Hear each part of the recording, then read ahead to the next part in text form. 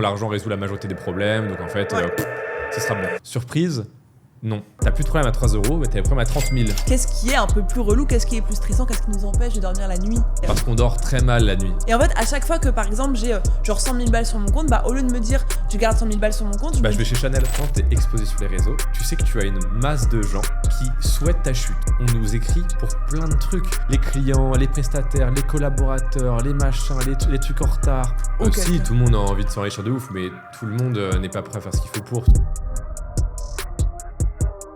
Comment ça va? Ça va et vous? Et moi? Bah oui. Oui, ça va, très bien. Et vous, comment ça va? J'espère que vous allez bien depuis quelques jours. On est très content, très soulagé. C'est peut-être une des vraies dernières fois où on tourne dans ce studio. C'est vrai qu'on avait dit ça. T'as reçu ta nouvelle Emirate ID avant-hier, hier? On n'a même pas update sur les problèmes, je crois. Oui, on va vous faire un petit update. Très rapide. Donc là, on vous tourne ça le 9 février, ok? Donc normalement, ça doit être une semaine avant que ça sorte. On vous avait dit dans les dernières que on allait avoir l'appart, que là, on est trop content. C'est la dernière fois qu'on tourne dans l'appart, dans le studio. Pas du tout. Non. Parce qu'en fait, il fallait qu'on ait nos 2 Emirate ID à jour, ce qu'elle n'avait pas, parce que ça faisait 2 ans qu'elle était là, donc elle devait renouveler. Et moi, ce que je n'avais pas, parce que je suis nouveau ici. Et nous sommes officiellement Dubaïotes, résidents fiscaux à Dubaï. Moi, j'ai reçu le message tout à l'heure. Je vais me la faire livrer ce soir. C'est fou. J'ai fait les empreintes il y a 4 jours. Ça va trop vite, par contre. Comparé en France où j'avais attendu 2 mois pour mon passeport. Pas ton passeport, bah oui. C'était génial. Oui. Et du coup, voilà, on va pouvoir enfin emménager normalement demain ou après-demain. Sauf que avec l'emménagement qui va prendre un petit peu de temps, c'est un peu le bordel. Peut-être on va vous retourner quelques formats ici. C'est possible, peut-être. Après, peut-être que vous aimez. Enfin, en fait, c'est pas non plus une fatalité de tourner des formats ici. C'est juste qu'en gros, nous, c'est vrai que ça fait un petit moment qu'en fait, quand on se pose pour réfléchir aux épisodes, on se demande putain de quoi on va parler et tout. Et en fait, on aimerait bien avoir plus d'interaction avec vous, en fait. Et c'est pour ça qu'on a trop hâte du live parce que on va avoir beaucoup plus d'inspiration à parler avec vous que à se creuser la tête en mode alors de quoi est-ce qu'on va parler cette semaine et de quoi ils veulent parler. Ouais, c'est ça. Là, ça fait quand même plusieurs semaines où quand on tourne les épisodes, on se casse la tête quand même beaucoup pour les sujets. Bon, ce qui est cool. On espère que c'est cool et ça a l'air de vous plaire relativement, mais ça devient quand même pas mal un taf en plus entre guillemets où on doit préparer, où on reprépare ce qu'on a déjà préparé parce qu'en fait on pense que non, ça serait mieux comme ça, etc. Pareil, le fait d'aller au studio, de revenir, de réserver des trucs, c'est un peu chiant. Et du coup là on a vraiment hâte d'avoir notre chez nous, d'avoir notre studio de podcast chez nous, notre studio live chez nous, et de pouvoir avoir un format où là quand vous nous donnez des idées c'est très bien et n'hésitez pas à le faire encore plus. Mais c'est vrai qu'il y a un décalage du coup d'une semaine, voire 2. Et puis même, c'est beaucoup moins spontané. C'est pas spontané. Genre, si par exemple, là, on a une idée de podcast, si on avait un studio de podcast et de live comme on aura chez nous, on a une idée, soit on lance un live, soit on lance un podcast, on le fait direct. Là, c'est toujours, ok, on a nos 2 heures de planifié dans la semaine, donc il faut qu'une heure avant, on ait trouvé les sujets, donc il faut qu'on se bloque à un moment pour penser au sujet. Comme ça fait quand même 4 mois qu'on fait 2 épisodes par semaine, on a quand même poncé des sujets en long, en large, en travers. On n'a pas envie de trop se répéter. Ouais, on n'a pas envie aussi de tomber dans le cliché de les 9 erreurs. On a envie de vous faire du vrai contenu que nous, on aimerait consommer. Et c'est vrai que rester intéressant avec une bonne cadence, sans avoir vos retours en direct, en tout cas des retours spontanés, rapides, etc., c'est compliqué. Ouais. Du coup, voilà, on a hâte. Et donc, normalement, là, on emménage demain ou après-demain, donc on est très contents. Et je pense qu'on va poster un petit vlog sur la chaîne aussi, parce qu'on a commencé un vlog de l'appartement. Tu sais, quand on a commencé à filmer pour l'appart. Ouais, on pourrait mettre... Tu te rappelles plus? Bref, en gros, depuis le jour où on a commencé les recherches d'appart et tout, j'ai tout filmé, moi. Ah oui, c'est vrai. Et en fait, on a eu plusieurs fois dans les commentaires, ce serait bien des petits vlogs de temps en temps et tout. Donc je me dis, tu sais, les petits formats au téléphone, ça peut être pas mal. Moi, ça me va. Trop bien. Donc en tout cas, si vous avez quelconque inspiration pour nous, des idées, des formats... des sujets, mettez dans les commentaires. Elle en peut plus là, vous voyez. Non, pas du tout.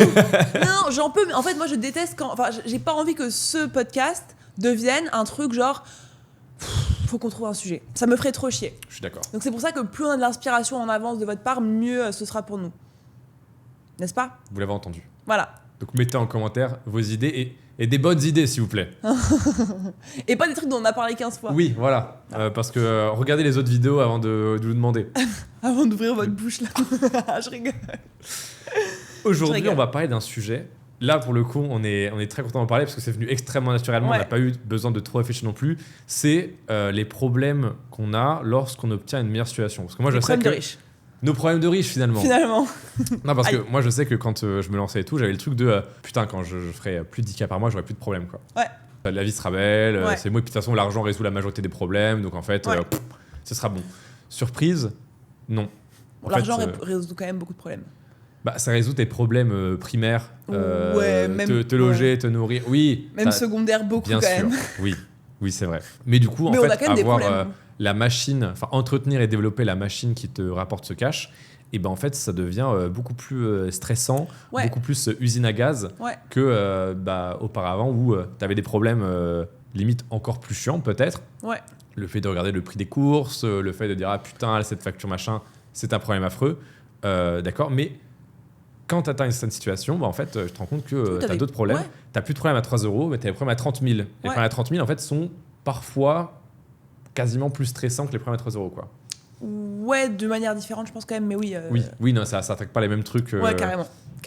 Donc c'est vrai que on a que pas mal de petits trucs sous le coude depuis ces derniers temps, surtout toi, mais moi aussi j'en ai plein. Et du coup, moi je m'étais dit aussi pourquoi ce format, parce que c'est quand même sympa. Enfin, on peut se demander aussi justement qu'est-ce qui se passe un peu dans les coulisses, quels sont, tu vois, hormis tout ce qu'on montre sur les réseaux qui est quand même le côté plus positif en général, qu'est-ce qui est un peu plus relou, qu'est-ce qui est plus stressant, qu'est-ce qui nous empêche de dormir la nuit, qu'est-ce qui nous réveille. Parce qu'on dort très mal la nuit, surtout madame qui se réveille à peu près en ce moment 7-8 fois par nuit. Sur 8 heures de dodo, j'ai genre 2h30 de réveil, de micro-réveil. Donc je me réveille tous les 40 minutes. En plus, tu me tchatches la nuit, machin, je suis en train de bosser, tu fais vas-y. En plus, tu fais. Et je suis là. Tu me sommes de te parler pendant tes micro-réveils. Donc voilà, on va vous parler de quand on a des boîtes qui font plusieurs millions par an, j'allais dire par mois, on s'enflamme. Qu'est-ce qui nous empêche de dormir la nuit? Qu'est-ce qui nous stresse? C'est quoi les problèmes quand on a des entreprises qui tournent bien, qui rapportent? C'est quoi ce qui nous stresse à mort, nos problèmes, nos gros problèmes du quotidien? Voilà. Ouais. Est-ce que tu veux entamer le bal? Je pense qu'il y en a un qu'on peut... Enfin, je pense que le principal problème, c'est la trésor, en vrai, qui le plus stressant, c'est ça. Ouais, genre, ça c'est... en fait, ça c'est un truc aussi qu'on ne s'imagine pas, c'est que... Après, je pense qu'il y a plusieurs types d'entrepreneurs, mais en tout cas, ni toi ni moi ne sommes des personnes qui aimons genre, laisser l'argent s'accumuler sur un compte. Enfin, en tout cas, moi, à titre perso, et toi, pareil, on n'a jamais... mais quoi? Rien. Moi, tu critiques que moi? Ah non, pas du tout. Pareil. Ah non, pas du tout. En fait, moi, je vois pas l'intérêt d'avoir une trésorerie dormante. Et en fait, à chaque fois que, par exemple, j'ai genre 100 000 balles sur mon compte, au lieu de me dire, je garde 100 000 balles sur mon compte, je vais chez Chanel. N'importe quoi. Ça, c'est non, n'importe quoi. Je parle de mon argent pro, en plus. Tu te tais. Je vais chez Chanel. Voilà. Non, mais je me dis toujours, en fait, au lieu d'avoir 100K sur mon compte, en fait, je préfère dépenser ces 100K dans quelque chose qui va m'en rapporter plus. Mais en fait, ce qui fait que j'ai jamais... une trésorerie qui soit énorme. Et je pense que toi, pareil. Et après, moi, je donnerais mon problème par rapport à la trésorerie, mais toi, dis-nous un peu, toi, ton rapport à ce qui te reste sur ton compte bancaire. Moi, tu sais, j'avais eu cette période d'accumulation, genre de 2019 à 2022. Je faisais du cash à fond avec l'infoproduit, le coaching, etc. Et je dépensais dans rien. Enfin, je voyageais un peu, donc, et puis même, c'était des voyages pro, donc en fait, c'était pris sur la boîte. Donc en fait, je dépensais relativement peu. Et à ce moment, 2022-2023, où j'avais genre 500K sur la trésor, c'est là où j'ai lancé mes gros projets d'aujourd'hui. Mais c'est vrai que moi, je suis limite plus stressé d'avoir beaucoup d'argent sur mon compte. Alors là, je dirais pas non un peu plus, j'avoue. Mais c'est vrai que pendant longtemps, j'avais ce truc de ça ne sert absolument à rien d'avoir énormément d'argent sur son compte parce que c'est de l'argent dont la valeur déprécie parce que inflation, etc. Donc ton argent perd en valeur, il fond un petit peu comme neige au soleil. Surtout dans les périodes comme on est maintenant où il y a de l'inflation de fou. Et en plus, surtout que en fait, tu pourras en faire de bien meilleures choses. Que ce soit moi dans des nouvelles fonctionnalités sur ma plateforme, que ce soit dans des nouvelles vidéos qui vont apporter de nouvelles modèles, de nouveaux contrats, etc. Que ce soit dans même des vidéos studio par rapport à l'accompagnement que j'ai, etc. Et du coup, moi, j'ai aussi ce truc que tu as à toi. C'est-à-dire que dès qu'il y a de l'argent disponible, je vais avoir tendance à le réinvestir très rapidement. Ce qui, je pense, sur long terme, est une très bonne stratégie. Le problème, c'est que à court moyen terme, en fait, il suffit que tu aies un mauvais mois de fonds de roulement, une légère baisse dans tes rentrées en termes de chiffre d'affaires ou des dépenses soit imprévues. Et en fait, tu peux te retrouver un peu ric-rac. Et même, il y avait des entrepreneurs, je crois que c'était Théo Lyon, qui en avait parlé, qui avait failli planter une boîte rentable parce qu'il avait mal calculé les fonds de roulement. C'est-à-dire le fait qu'il devait payer ses prestataires à J+1 et qu'il recevrait ses paiements à J+25. Et du coup, c'est super compliqué quand tu as cette... déjà, ça dépend des business, mais selon tes marges, ça peut être plus ou moins compliqué. Ouais. Et aussi selon tes fonds de roulement, selon ta volonté d'investir beaucoup ou pas. C'est ça. Tu peux te trouver des situations un peu ric-rac. C'est ça. Je pense qu'il y a plein de gens qui ont pas ce problème parce que l'argent est là et donc ils gardent l'argent. Mais quand toi comme moi, on se dit on voit à long terme et qu'en fait l'argent il est sur notre compte, il sert à rien. Enfin moi genre juste me dire ouais j'ai tant sur mon compte, ça me procure pas plus de plaisir que de me dire ok j'ai tant d'argent, voilà ce que je vais en faire, je lance ci, je lance ça, je teste ci, je teste ça. Donc oui c'est ce qui crée le plus de stress. En plus ça dépend des business. Moi je sais que ce qui me procure du stress, alors mon avantage c'est que j'ai toujours quand même genre 3-4 mois d'avance de trésor, tu vois. Genre j'ai jamais ma mère typiquement, c'est ma mère qui gère mes finances, Karine. Ça se sait, Karine de la compta. Elle gère mon logiciel, j'ai un truc qui s'appelle Agicap et du coup qui permet de réunir tous les comptes et de voir tout ce qui sort et tout ce qui rentre, tous les comptes bancaires réunis, etc. Et donc ma mère, elle tire la sonnette d'alarme si à un moment donné il me reste moins. Elle tire la sonnette d'alarme. Non mais c'est vrai, c'est comme ça qu'elle le dit. Ouais. C'est comme ça qu'elle le dit. Oh le phrasé. C'est vraiment ces termes. Je la vois très très bien. Elle tire vraiment la sonnette d'alarme, genre Margot, attention. Donc s'il reste, disons, moins de 4 mois de trésor. Là, elle tire la sonnette d'alarme. Ouais. Elle me dit Margot, attention. Il faut faire de la thune, il faut en dépenser moins. Surtout que en fait, elle sait que ça me met beaucoup de pression, donc elle a une manière très adorable et détournée de me dire qu'il faut que je fasse plus d'argent. Tu sais, peut-être là. Tu penses faire combien ce mois-ci de clients? Quand elle me dit ça, je sais que je suis. Faut se relancer un peu. Comme ça a été le cas il n'y a pas très longtemps. Et donc, du coup, j'ai quand même toujours 4 mois d'avance. Donc, ça permet de dormir sur mes 2 oreilles. Mais moi, ce qui me stresse beaucoup, et les scénarios que je me fais toujours qui sont catastrophes, c'est que si... moi, j'ai des charges fixes tout le temps. Donc, en fait, si, par exemple, par la plupart, beaucoup de business, genre, leur niveau de dépense va quand même dépendre de ce qu'ils gagnent. Moi, j'ai les coachs les coachs, c'est ma principale dépense.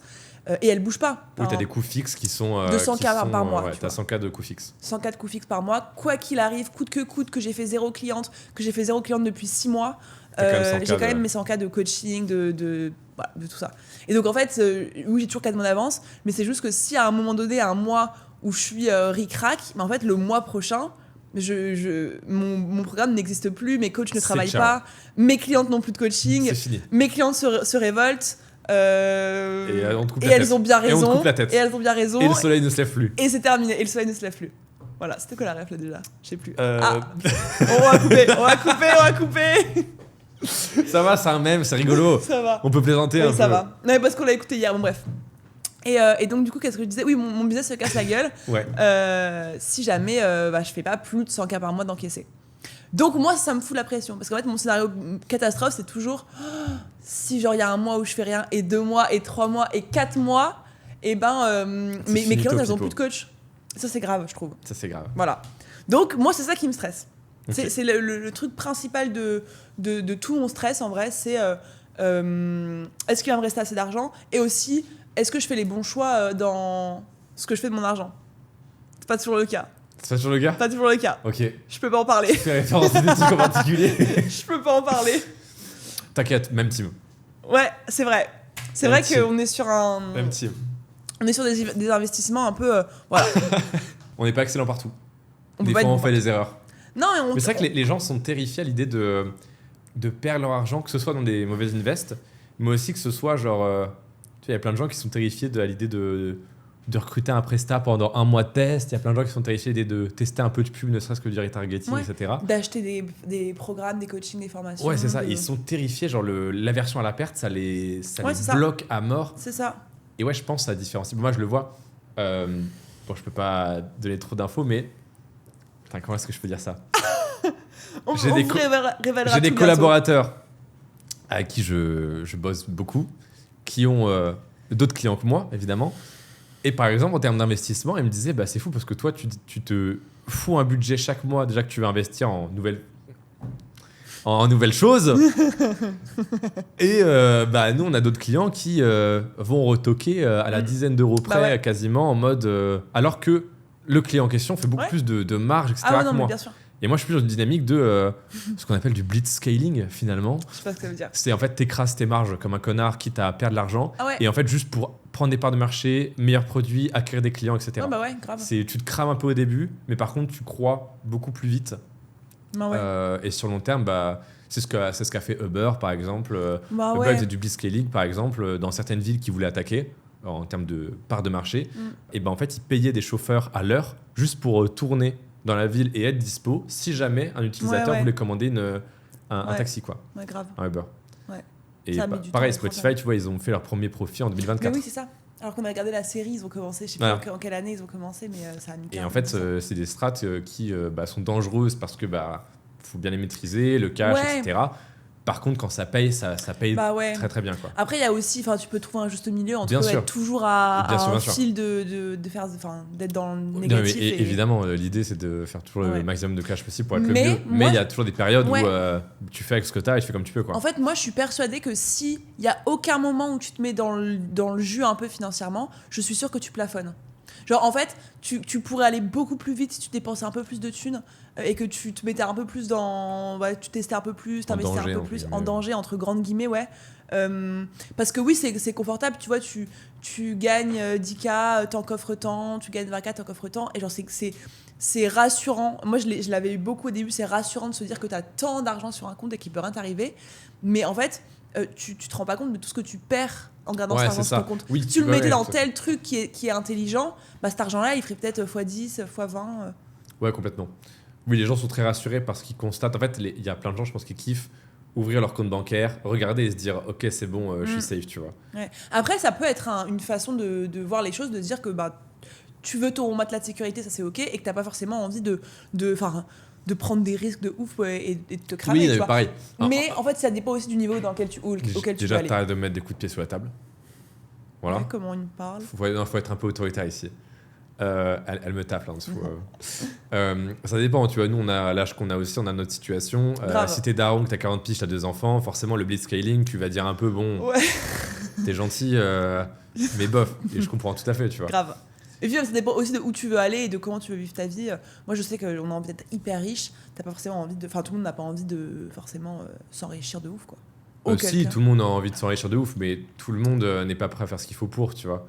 Qu'est-ce qu'il faut faire pour toi, tiens ça, justement, investir, prendre des risques, se mettre en danger. C'est vrai que moi, par contre, même dans les trucs, genre juste, tu vois, investir dans un programme, moi, je vends des formations, donc en fait, même ça, investir là-dedans, genre, je vois à quel point c'est dur pour les gens, alors même que des fois, l'argent est sur leur compte. Genre, l'argent est vraiment sur leur compte. Moi, je dis pas, tu vois, si t'as pas l'argent sur ton compte et que tu dois demander ou que tu dois étaler ou autre, je comprends que tu le fasses pas. Enfin, ça peut se comprendre. Mais par contre, vraiment, moi, ce qui me dépasse, c'est genre, t'as de l'argent sur ton compte, tu pourrais te payer ce que tu veux, ou tu pourrais investir ce que tu veux sans que ça mette ta vie en péril, mais tu le fais pas parce que tu préfères avoir cet argent sur ton compte que sur un truc auquel tu crois. Genre, j'ai un peu du mal à... qui sont figés par la peur et en fait qui vont être éternellement là-dedans. Comme t'as des meufs qui vont... toi, te suivre par exemple pendant 3-4 ans, elles ont confiance, mais elles bloquent et en fait... Bah écoute, moi j'ai envie de dire pour ce genre-là, tant pis, tu vois. Genre en mode, oui, ou puis ça viendra un jour, quoi. Ou peut-être qu'ils auront le courage un jour. Non, enfin, moi. Si. Moi je suis plus en mode. Je sais pas. T'as quoi dans ta tête? Rien. Ok. Rien. Je sais pas, vas-y, en fait, si t'as confiance en quelqu'un, que tu le trouves compétente, machin et tout, vas-y, mec, et que t'as l'argent et que ça te paye pas en danger, vas-y, quoi. Merde. Surtout si t'es jeune. Genre, moi, il n'y a pas d'excuse quand t'es jeune. En fait, je peux comprendre. Et quand t'as pas d'enfant. Encore une fois, je peux comprendre quand c'est le daron ou une mère de famille, machin, ou une meuf qui a des enfants. T'as des responsabilités, tu peux pas te permettre de faire n'importe quoi. Je peux comprendre que t'aies une réflexion quand même plus. Ok, voilà. Réfléchie avec des facteurs factuels. Ouais. Voilà, ok, tac, machin. Bon, là, c'est peut-être. Ok. Quand t'es jeune et que t'as moins de 30 piges, t'as pas un crédit de zinzin au-dessus de la tête, et pareil, un crédit, souvent, c'est quoi? C'est 1000 balles maximum. Là, le crédit à 1000 balles, c'est beaucoup moins normalement. En plus. Je pense. J'en sais rien, mais je crois en fait. Je crois que c'est beaucoup, un crédit de 1000 euros. C'est énorme. Ah oui? La plupart des gens, ils gagnent 2000 euros par mois. 1000 euros. La plupart des gens, ils gagnent 6000 par mois. Non, 2000. 1005, 2000, donc 1000 euros de crédit, t'es fou. Oui, mais à 2, je parlais, par exemple. Bon, bref. Voilà. Tu m'emmerdes là dans mon raisonnement, j'étais super bien parti. Non mais pardon. T'avais fini en plus. J'avais complètement fini. Voilà. Ah oui, non, je te culpabilise pour rien là. Ok, donc déjà, un problème de riche qui nous obsède, c'est l'argent, la trésor. C'est genre, est-ce qu'il n'y a pas un moment où je vais genre juste dépenser trop? Ouais. Voilà, ça c'est stressant. Ça fait peur ça. Il y a autre chose toi? Est-ce qu'il y a autre chose, moi ? Toi, t'as des trucs un peu... Oui. Tu veux dire quoi ? Des banques et tout ? Ah oui. Après, moi, c'est très spécifique. J'étais pas sûre que tu voulais en parler. Si, je sais pas ce que tu voulais parler. Si, moi, c'est mon domaine parce que... domaine spécifique, donc forcément les banques peuvent être frileuses, etc. Moi, par contre, une problématique qui est applicable à plein d'autres business, c'est que nous, il y a beaucoup de transferts d'argent en fait, puisqu'on est une marketplace, c'est-à-dire que on reverse la large partie de notre chiffre d'affaires à nos partenaires, les créatrices, les agences, les affiliés, etc. En fait, on doit renvoyer beaucoup d'argent. C'est-à-dire qu'on en encaisse plein, mais on en décaisse plein aussi. Et en fait, quand tu es en France, ça va. Quand tes partenaires sont en France, ça va, parce que c'est des virements CEPA, ça reste en France, etc. Et encore, il y a des banques qui peuvent tiquer en mode « Attends, pourquoi tu envoies de l'argent partout ? Qu'est-ce qui se passe ?» etc. Mais nous, vu qu'on a une dimension internationale avec des banques, des boîtes dans l'UE, des partenaires éventuellement à l'étranger, etc., et en fait, envoyer de l'argent à l'étranger, des LLC, etc., c'est compliqué. Ouais. C'est compliqué, c'est cher, il faut avoir des partenaires bancaires qui te suivent, parce qu'en fait, il y a plein de normes, de règles pour lutter contre le blanchiment d'argent, etc. Et en fait, ça peut très vite faire bip bip partout si tu envoies un peu trop d'argent, etc. Donc ça va parce qu'on est une entreprise française, on a des factures, machin, mais il n'est pas rare qu'il y ait des trucs qui soient bloqués et qu'on nous dise il nous faut une facture, une explication de à quoi ça correspond, qui vous payez, pourquoi, etc. etc. Ouais. Ouais, j'avoue, tu as quand même des problèmes liés à ton biz et à tout l'argent qui transite de partout. La structure interne, etc., l'argent, machin, ça c'est vraiment l'enfer. Ouais, sinon, il y a le côté, quand tu commences à faire beaucoup d'argent, le côté montage. Parce que tu sois en France, on a parlé beaucoup d'expatriation, mais là, on peut parler aussi de quand tu restes en France. Quand tu génères beaucoup d'argent, il y a le côté optimisation. Et pas forcément, je parle pas de l'optimisation en mode... je fais 1 million par mois et je veux vraiment en garder le maximum possible, ce que je peux comprendre complètement. Je parle aussi de l'optimisation pour la viabilité d'une boîte, il faut qu'elle paye le moins d'impôts possible pour pouvoir se développer derrière, etc. Entre l'IS, les cotisations, les machins, etc. Je pense que quand tu as une grosse boîte en France, en fait, tu as une partie de ton taf qui devient la partie intégrante de ton quotidien entrepreneur qui est comment je réduis les coûts, comment j'optimise la fiscalité, comment est-ce que ça, je peux le payer moins, etc. Ouais, totalement. Totalement. Et même en dehors de la France, je pense qu'on ne se rend pas compte, même quand on s'expate, les montages fiscaux, etc., à l'étranger, c'est aussi des trucs qui peuvent te prendre la tête et te stresser. Mais moi, je sais qu'à Dubaï, j'entends toujours tout et son contraire. Tu vois, par exemple, quelqu'un, je vais citer personne, mais tu vois, le nombre de qui ont fait des vidéos, des posts LinkedIn, notamment un. Ah oui. Qui a... Voilà. C'était quoi le nom de sa vidéo de merde là? Son montage est-il vraiment pépite? Voilà, Margot Cunego, son montage est vraiment pépite, avec une photo de moi, je sais pas si je pleurais, en train de chialer, qu'il a été découpé dans je sais pas quelle miniature, enfin bon bref. C'est un tissu de conneries, sa vidéo, genre vraiment de conneries de début à la fin. Moi j'ai... Alors, pardon, là on met en contexte, vas-y. Je reviens dans le contexte, parce que là en fait, s'ils n'ont pas le contexte, ils prennent rien. Pardon. Non, c'est pas grave. J'essaye de faire l'animateur. Donc, on avait fait une vidéo ensemble où on parlait de ton montage fiscal, etc. Ouais. Et du coup, il y a un mec qui a fait une vidéo sur toi pour expliquer en fait, tu le sais pas, mais tu es résidente fiscale française. Ouais. Donc lui, c'est un mec au fin fond de la Roumanie qui est pas avocat, mais il sait mieux que ton avocat fiscaliste. Ça, et à la fin, il te vend un montage fiscal où tu paieras 0 € À la d'impôt. fin de sa vidéo de 50 minutes, évidemment, il te vend un montage fiscal miracle depuis sa contrée la Roumanie où tu paieras 0% d'impôt. Très bien. Et oui, ça me fait, il fait une sorte d'exercice illégal de la profession, comme l'avait souligné ton avocat. Ouais. Et du coup, il dit, oui, en fait, Margot Cunego, elle le sait pas, mais en fait, elle est résidente fiscale française. Et du coup, là, il donne plein de trucs sur lesquels il sait rien. Par exemple, il dit que ton logiciel, il appartiendrait à ton organisme de formation, alors qu'il appartient à ta boîte Dubaïote, et qu'il a été financé par ta boîte Dubaïote. Et après, ce qui est trop drôle, c'est qu'il dit, elle est dans telle situation, et regardez, il y a eu un couple ou un entrepreneur machin qui s'est fait redresser dans la même situation. Ouais. Et il fait un truc fallacieux de fou, c'est qu'il dit si l'un, en fait, il prend un point commun que vous avez, et il dit les deux ont A. Et du coup, il y en a un qui a été condamné.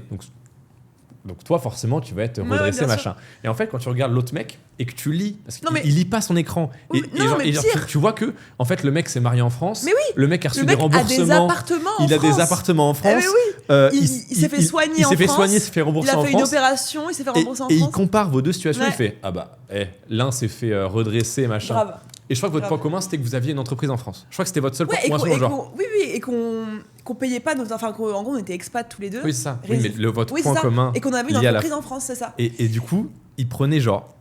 C'est comme si je dis, t'as un chien, ah bah en fait, il y avait des gens très mauvais dans l'histoire qui avaient des chiens aussi. Est-ce que t'es pas quelqu'un de... C'est ça. C'est une fallacie à mort. Cette vidéo, vraiment, moi j'ai même pas pu la regarder parce que je sais très bien que des trucs comme ça me stressent au plus haut point. Donc déjà, comment est-ce que j'apprends qu'il va faire une vidéo? C'est parce qu'il le met dans son groupe Telegram en disant... Elle dépense plus dans son maquillage. C'est ça, non, c'est pire que ça. Ah oui. Elle dit, le premier truc qu'il dit c'est je vais vous parler de son montage fiscal à cette petite écervelée. Voilà, premièrement. Et deuxièmement, il dit son montage fiscal qui lui a coûté moins cher que son maquillage. Et en plus, ce qui est fou, c'est que le mec, la photo qu'il a utilisée sur la miniature, c'est quand ton ex a été violent avec toi. Ouais. Donc on est sur un package. L'écervelé, la référence au maquillage, le fait que t'ailles chopé la miniature à cet endroit-là et que tu racontes, enfin, cette personne raconte des conneries. Et d'ailleurs, mon avocat s'est bien régalé. Genre, je lui ai dit, putain, Raphaël, regardez, est-ce que vous pouvez aller lui répondre de manière très, enfin voilà, avec des faits d'un vrai avocat. Oui, quelqu'un dont c'est le métier. Qui a passé le barreau, qui est avocat de métier. Et du coup, il l'a terminé, quoi. Mais il a pas répondu aux commentaires. Il y a encore le commentaire. Oui, mais il a pas répondu. C'est complètement débile de l'avoir laissé. Par contre, mais bon, après sa vidéo, elle marche bien, elle fait des vues. Quand tu tapes Mario Cunego, elle apparaît. Elle apparaît vite dans la barre de recherche. Mais donc du coup, je sais même plus pourquoi je parlais de ça, mais en tout cas, le montage fiscal, oui, c'est ça. Prendre la tête, etc. C'est ça. En fait, t'as toujours quelqu'un qui va te dire, oui, mais en fait, non, ce que tu fais, c'est illégal. Oui, mais en fait, moi, je sais. Oui, mais en fait, c'est passé ci. On peut parler de ça. En plus, c'est une bonne entrée en matière. Madame Cunego, dont le montage est vraiment pépite. Mon montage est vraiment pépite. C'est le côté... moi, je sais que c'est un truc qui te stresse beaucoup, qui nous stresse beaucoup. C'est quand tu es exposé sur les réseaux, tu sais que tu as une masse de gens qui souhaitent ta chute. Genre qui te veulent du mal. Ah oui. Ça, c'est un vrai problème de riche. Et genre, en fait, tu sais que tu es épié de fou furieux et que tu as des gens qui, tous les jours, se disent « Putain, je la déteste. J'espère qu'il va lui arriver un truc. » tu vois. Ouais. Et moi, j'ai vu ça sur Twitter, je sais plus, genre... C'était quand Yomi avait fait son challenge agent IA, machin et tout, et que ça avait fait un petit bad buzz sur Twitter, et t'avais plein de commentaires en mode putain, depuis le temps que j'attendais sa chute. Ouais. En fait, les gens. Ils sont comme ça. C'est Bernard Tapie qui avait dit que lui, il s'était fait autant détester parce que c'était devenu insupportable. Tu sais, un mec qui est riche et qui s'amuse, qui a racheté l'OM, qui a racheté Adidas, qui kiffe sa life, qui kiffe, qui fait du sport, qui chante, qui fait de la politique, qui a son jet privé. Et en fait, c'était devenu insupportable pour les gens. Tu vois, genre. Bernard Arnault, tout le monde s'en fout parce que tu sens qu'il s'emmerde. Enfin, genre, il dégouline pas le bonheur, Bernard Arnault. Non, je suis d'accord. Il est en costard, il fait 200 réunions par jour. Il doit pas beaucoup dormir. Il doit dormir 4 heures par nuit, le pauvre, tu vois. Il a 80 ans. Ouais, tu l'envies pas. Il a, je sais pas combien de milliers de salariés. Grand respect à Bernard, évidemment, tu vois. Mais il est en France, il se fait cracher dessus, machin.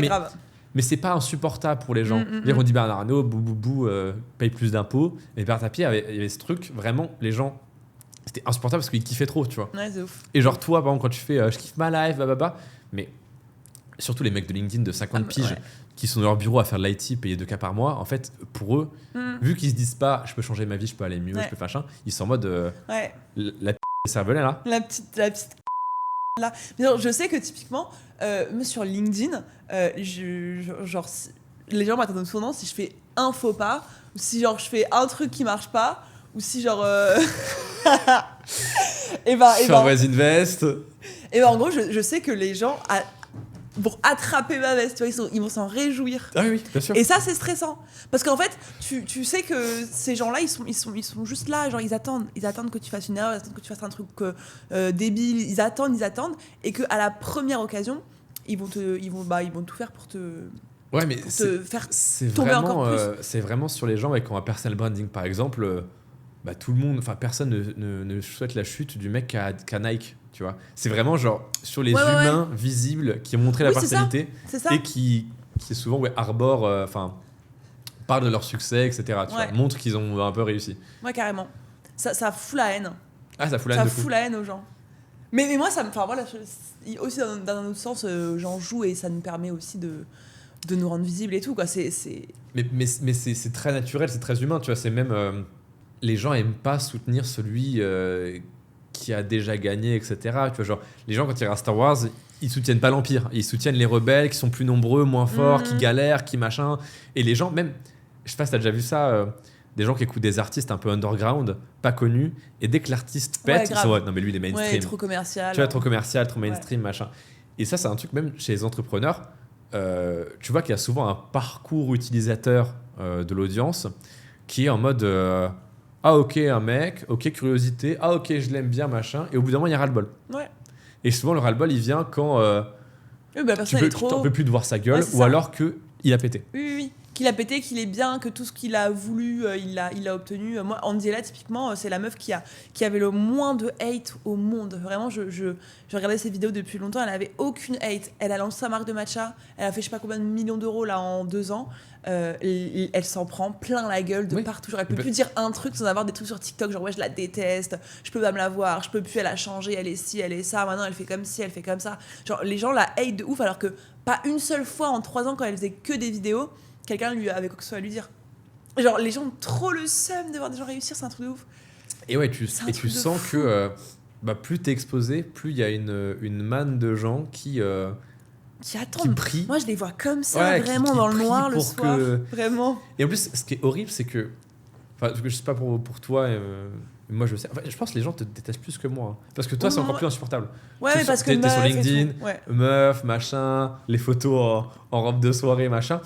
Et ouais, je sais que la plupart, ils te rencontreraient. Bon, déjà, en soit networking, ils prendraient la photo, ils viendraient te taper la discute. Ah oui, possible.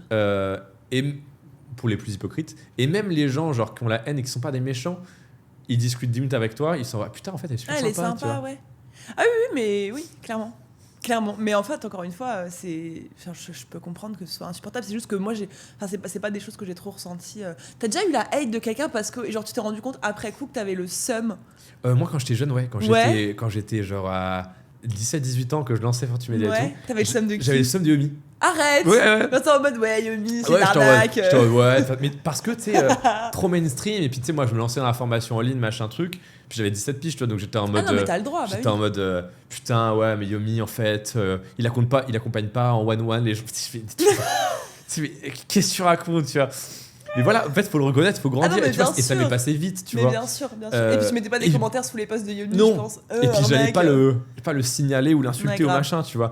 Mais j'avais ce truc, ce seum, quoi. Mais j'avais 17 piges et ça m'est passé quelques mois après, quoi. Ouais. Et je me dis, mais t'as des grands dadais de 40 piges. Mais ils sont vieux, en plus. Qui sont sur LinkedIn et tout. Sur leur ordi, là, le soir. Trouve-toi un taf. Ah ouais. Regarde une série, fais un truc, tu vois. Je sais pas, ouais. Et sur LinkedIn. Et je peux comprendre, tu sais, que genre...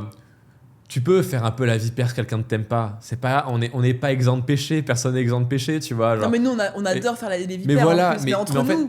Mais entre nous, et il y a une différence entre genre, tu bitches un peu, genre dans ton couple, par exemple, ou alors, genre, et tu vas œuvrer et genre espérer la chute de quelqu'un, mettre des commentaires, signaler, trucs machin. Je me dis, c'est un autre tel. Moi, je me rappelle à un moment sur Insta, c'était il y avait des mecs qui, en gros, s'envoyaient genre de signaler mon compte pour qu'il saute. Et ça avait marché d'ailleurs, mon compte avait sauté.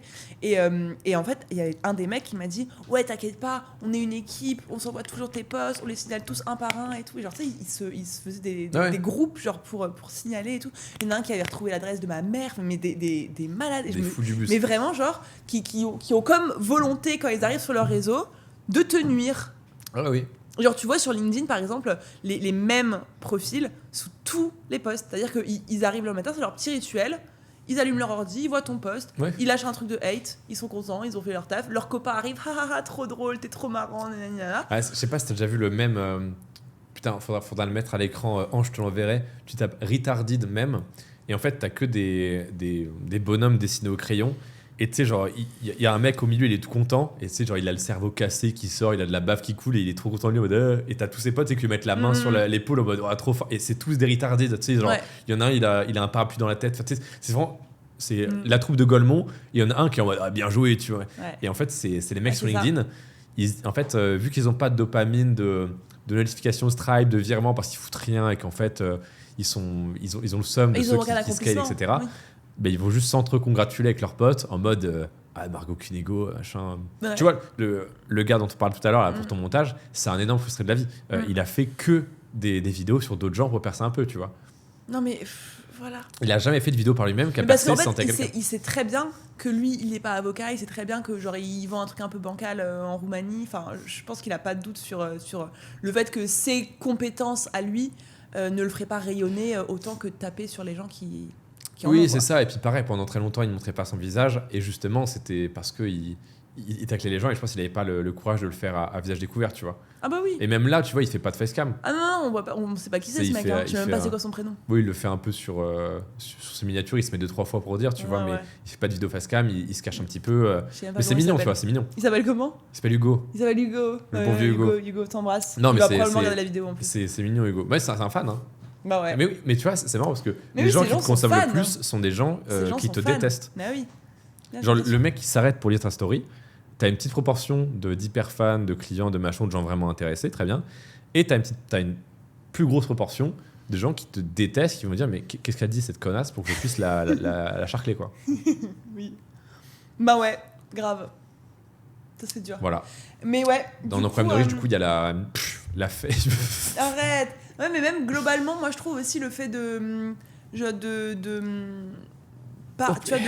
montrer, de dire ce qu'on pense, de s'assumer vraiment, de montrer vraiment qui on est et tout. Je trouve que c'est aussi un truc qui est hyper dur à porter, j'abuse.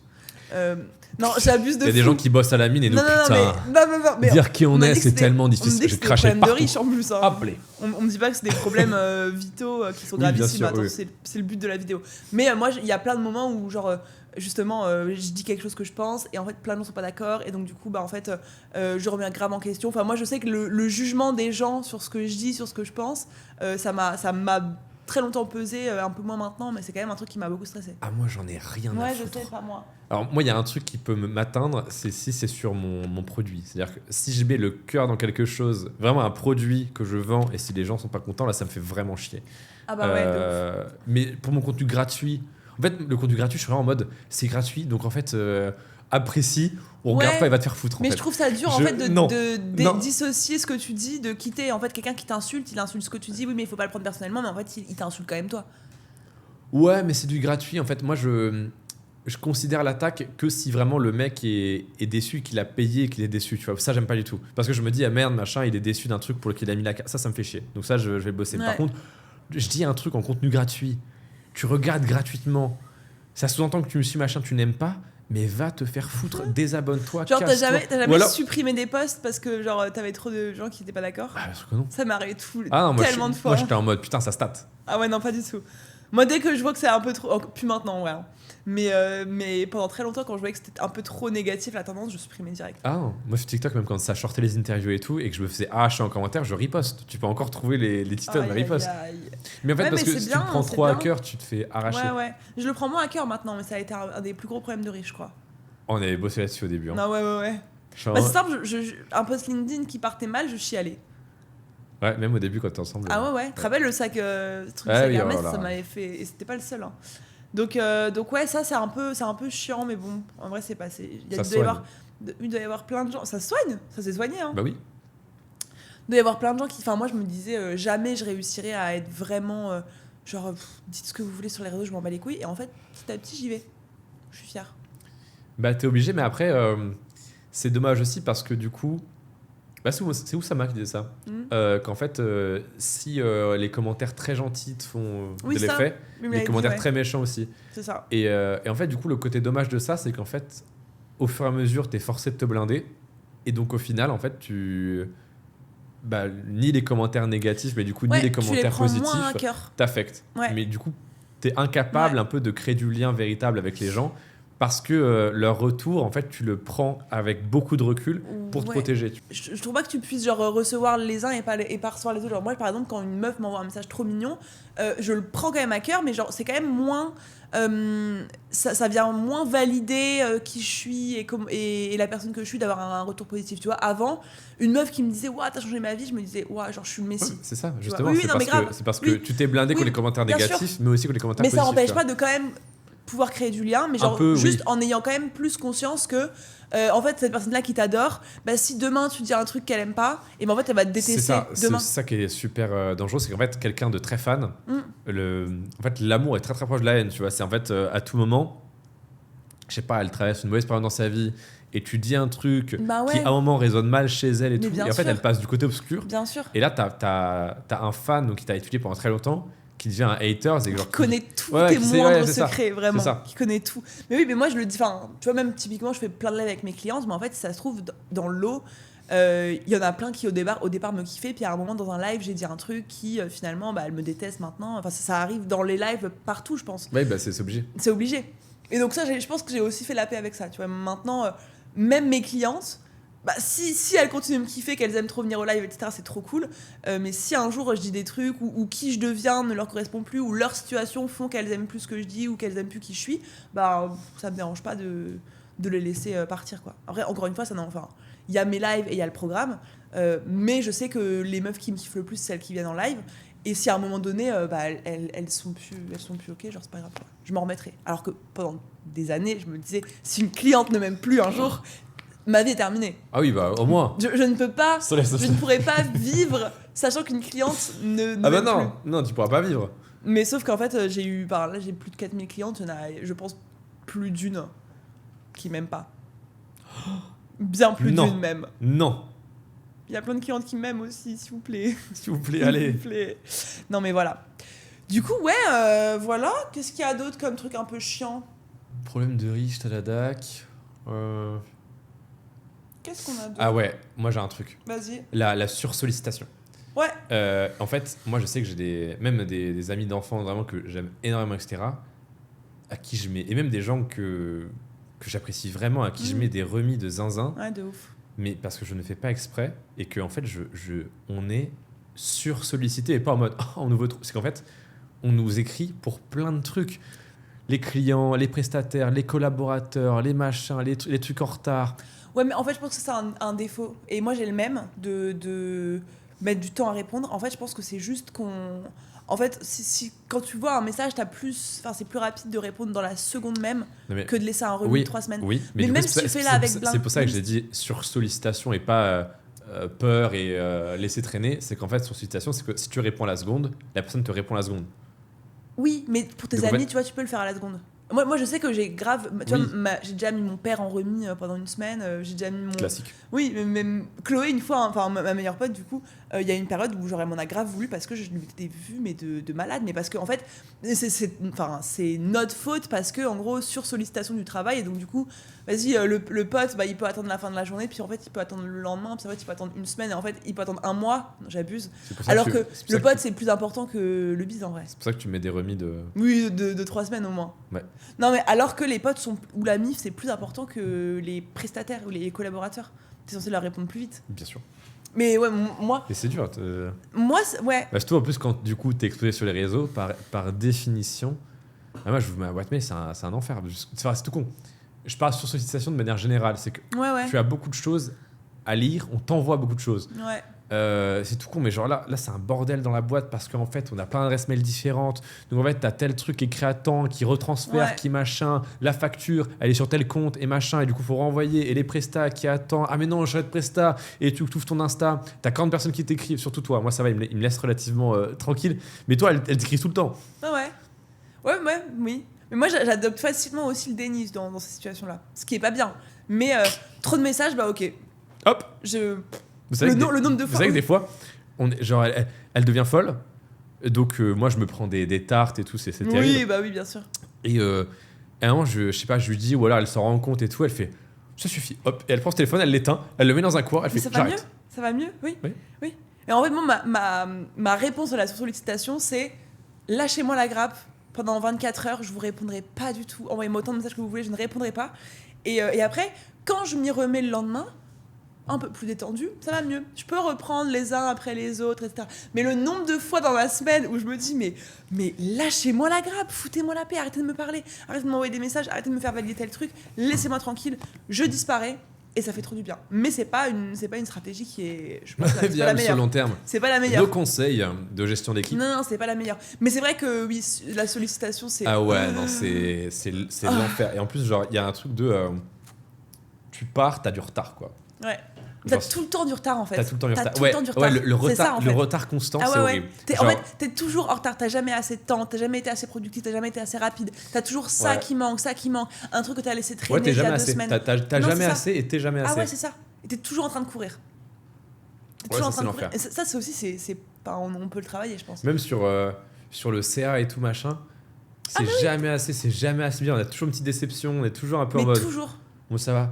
Moi là je vois dernière vidéo sur la chaîne YouTube là sur la chaîne principale, elle part bien, mais je dis mais avant on faisait mieux, tu vois. Ouais. Avant on faisait mieux et même quand il y avait eu la vidéo là à 124 ans, on était ensemble à Amsterdam et tout, j'étais content, dopamine et tout, mais 3 jours après j'ai oublié. Ok, bon alors la suivante, machin et tout, tu vois. Ouais, en fait tu cours toujours derrière quelque chose et en fait à l'instant même où tu l'as atteint, tu recours derrière autre chose, c'est jamais genre je suis contente. Mais en vrai d'un autre côté, je pense qu'on se ferait aussi chier, tu vois. Si en fait le moindre truc qu'on accomplissait, on était en mode ok, tranquille. Enfin, c'est pas notre façon de fonctionner. Donc je pense que ce truc-là de courir après toujours quelque chose, c'est aussi la conséquence négative d'avoir des ambitions, de vouloir faire plein de choses. Faut bien le gérer. Mais c'est vrai que le sentiment d'être en retard, il est là en permanence. Ouais. T'es jamais. Je pense que je me suis jamais dit. Là, je suis bien là. Je suis chill. Genre. Tu sais, je me réveille, j'ai rien à faire. Tout est fait là, tout est carré. Jamais de la vie, ça n'arrive jamais. Ouais, c'est vrai. Et mentalement, c'est pour ça que c'est relativement dur l'entrepreneuriat aussi. C'est que t'as toujours le truc de putain, t'es quand même une merde, tu vois. Genre, t'es toujours un peu une merde. T'es toujours un peu une merde. Et puis même quand tu t'atteins un nouvel objectif, t'entends qu'un tel en fait il fait plus. Ouais. Bon, après c'est vrai ou c'est pas vrai, tu vois, mais t'as toujours ce truc de en fait ce que je fais là. Bah ouais.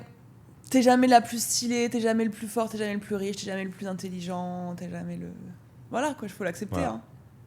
Et vous, c'est quoi vos problèmes de riches ? Ouais. Ou les problèmes de riches que vous voulez avoir ? Vos futurs problèmes de riches ? Ou vos problèmes tout court ? Dites-nous en commentaire. Il y a bien trop de questions. Il y a bien un truc. T'as bien un problème, enfin... Non, c'est mais... quoi le problème, Ouais, enfin en tout cas, ouais, c'est des petits... Après, c'est des problèmes, voilà. On l'a dit dès le départ de la vidéo, on n'est pas non plus sur des trucs dramatiques, hein. Non, en fait, mais parce que... On mange, on dort, on est en bonne santé. Oui, mais... Oui, le bas de la pyramide de Maslow, c'est bon, ça va. Le truc de besoins primaires, même le deuxième étage, ça va. Ouais. Mais je trouve que les entrepreneurs morflent quand même les entrepreneurs qui marchent bien, qui sont pas à la rue, qui sont pas à la mine, d'accord, qui ont de l'argent, machin. Mais la question mentale, elle est quand même... Ouais, c'est ça. Genre, je suis d'accord, c'est pour ça que j'ai dit ça tout à l'heure, on n'est pas à la mine, parce que oui, je me doute qu'un mec qui s'éclate le dos 10 heures par jour, il nous entend, il est en mode j'aimerais bien avoir ces problèmes. Ouais. Et je comprends, mais c'est quand même beaucoup plus hardcore que ce que les gens pensent. Ouais, moi par exemple, typiquement, mon papy Nello, que t'as déjà vu, il a travaillé à l'usine toute sa vie. Et genre, lui, il a détesté son travail, genre vraiment, c'était horrible, patron horrible, il se casse le dos, genre tous les jours, 10 heures par jour à l'usine. Et quand aujourd'hui, il entend mes journées, etc., il me dit, genre, j'aurais pas forcément aimé être à ta place non plus. Parce que lui, il avait le truc de vas-y, c'est horrible, mais à 18h je rentre, je suis avec mes proches, j'en ai plus rien à foutre. Et c'est relativement ça. Pas de risque de faillite, tu rentres, t'es payé. On m'appelle jamais le week-end, j'ai toujours mon salaire, je sais combien je peux gagner. Et moi, quand je lui dis écoute, en vrai, papy, moi je travaille tous les jours, en vrai, si j'ai une urgence à 22h, je la gère. Vous voyez, quand je vais en vacances avec vous, je travaille la plupart du temps. Et en fait, quand il se rend compte que oui, je gagne plus d'argent et je vais pas à l'usine et que je fais pas un travail physique, mais que par contre, je suis obnubilée vers mon travail 24/24, et je pense qu'il m'a déjà dit qu'il échangerait pas forcément sa place, tu vois. Intéressant. J'aime bien. Donc voilà. Papy, je sais qu'il regardera, donc... Bonjour Papy Nello. Bonjour Papy Nello. Voilà. Je continue ma démarche d'acceptation au sein du clan. Bien sûr. Est-ce que vous avez plu cet épisode ? Moi j'ai beaucoup aimé. Ouais, moi aussi, c'était très chill, pas préparé. Non. Pas préparé, on a essayé de la jouer un peu plus, on vient, on déblatère comme on faisait au départ. Ouais. Parce que... on va refaire ça, là. Ouais, en fait, nous, on s'est trop foutu la pression avec des sujets, les titres, les miniatures, faut que ça clique. C'est moi, hein. C'est au cas où. Je voulais pas balancer. Au cas où, c'est moi. Parce que vraiment, je lui ai dit, on a parlé, tu me disais, ouais, vas-y, on arrive et on fait à l'inspi et tout. Je fais, ouais, pourquoi pas, machin. Mais le problème, c'est que du coup, ça va être plus difficile de trouver un titre, une miniature, que le fil rouge soit bon et tout. Et c'est vrai que la dame, mais c'est parce qu'on a commencé durant la période dans laquelle elle était encore obsédée par les statistiques. Là. Ouais, ce qui est plus le cas. Non, est-ce que j'ai déjà parlé d'un truc de merde de sous-tension ces derniers temps, une stade de merde, un truc de... Non, en vrai, je suis chill. Non, elle se soigne là-dessus. Ouais. En fait, maintenant, je vois plus long terme, enfin. Genre, je me dis, Sous Tension, c'est un truc qu'on va peut-être faire pendant 5 ans. Dans 5 ans, on aura des millions d'abonnés. Pareil pour Full Tune, ma télé-réalité. En fait, si je fais pas 100 000 vues dans les 3 prochaines vidéos, c'est pas grave. Quoi ? Ouais. Tu vas pas faire 100 000 vues ? Non, je fais un peu. Ça rien alors. Faire 10 000 la première et 20 000, Inch'Allah, la deuxième. Et après, je pars en Australie. On part en Australie. Et on lui réserve une activité sympa pour la vidéo. Abonnez-vous à ma chaîne, s'il vous plaît. Margot Funigo. Voilà. Bon, du coup, on espère que vous avez aimé. Si vous avez des idées de sujets qu'on peut aborder, dites-nous en commentaire, c'est le moment. Abonnez-vous pour ne pas rater nos prochaines vidéos, tu me fous la pression. Et puis, non, je rigole. Et puis voilà. Oui, c'est parfait. Bah voilà. Ah, mais non, mais t'as l'outro maintenant. Arrête, parce qu'en fait, je laisse faire les intros, les intros, parce que c'est lui le youtubeur de nous deux. Mais c'est vrai que l'outro, je l'ai eu. Ouais, c'est plus l'entrée en matière où t'aimes pas. Non, en fait, ouais, j'ai peur de pas réussir à mettre dans le contexte. Voilà, bref. On like, on s'abonne et on nous parle des sujets que vous voulez qu'on aborde prochainement dans les commentaires. Ce serait adorable. Vous mettez des petits conseils, des petites idées. Merci. Allez, bisous. Bisous. On se fait un petit café ? On se fait un petit café. Je suis chaud. En bas ou juste là ? Il est quelle heure ? Moi, je suis chaud. Il est 3. Ouais, je suis chaud, on descend et tout ? Allez. Non, tu veux pas ? En vrai, ça va faire... C'est déjà installé et tout, machin. Vas-y. Ok, on leur dit. Mazé. Un petit français.